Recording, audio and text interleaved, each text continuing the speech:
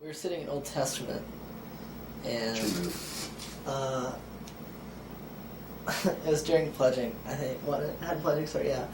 And we were talking about Samson and how he was a Nazarite, and then Mitch just kind of looked at me in a dazed stupor and said, let's do that. Because we had already talked about No Shave November, and that kind of slowly evolved into Nazarite November. That was during the middle of college football season, and we made a vow to not watch any idle TV, just stuff we weren't interested in at all. So all I could watch for the entire month was college football. So that means no Boy Meets World, no Sports Center, no Pardon the Interruption, and we grew our beards out to shake off the ladies. Basically, anyone who was a part of it had to take a Nazarite vow, or Nazarene vow, or whatever. We never did decide actually if it was Nazarite or Nazarene. I mean, it's really however you want it. But basically, you weren't allowed to shave or cut any hair on your body. You're not allowed to drink of the vine, but since none of us are 21 or like wine, we decided no sodas, or nothing but water. Nothing but water and grape juice and milk. And milk. Milk, yeah, milk. Grape juice only on we included the milk communion. just because I was a real big cereal fan.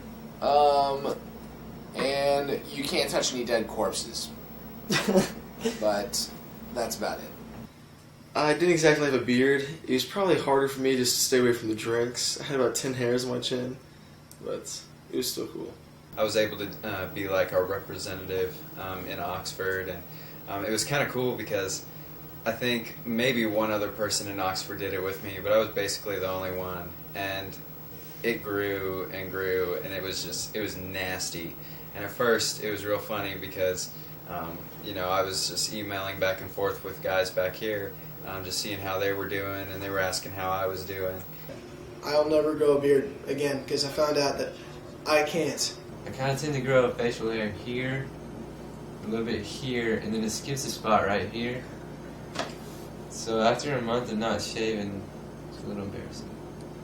But the funny thing was that after a while, after Nazarite November was over, I still kept it for a couple weeks just because it had grown on me, and literally and in other ways, and it had grown on everyone else back at Oxford. I did Nazarite November, but I cheated slightly because it turns out that I don't grow this in all that well, and so I just shaved it off because I look like a hobo.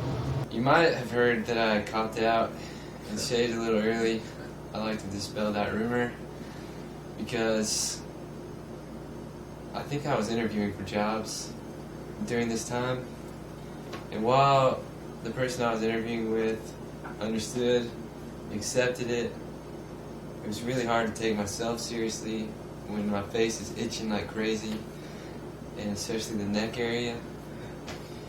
And so I trimmed the neck area, and it was near the end of Thanksgiving. Everybody's coming back, the month is almost over, and I decided to go ahead and call it because I figured that when everybody went home, they would chicken out because their moms would be like, "What is on your face?" And they would say, "I'm not really sure, I'm trying to grow a beard," and then they would shave it off. So I just anticipated that there would be others, so I shaved.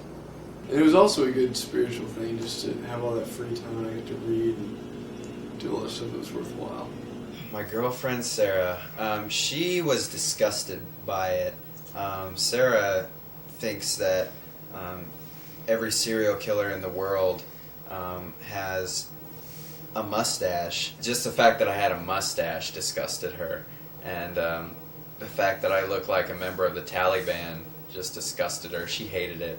She wouldn't come really near my face or touch my face at all just because of the little creature that was growing there. So it was a sacrifice for a time, but then it ended up becoming just a part of my life, and it was good. It was good.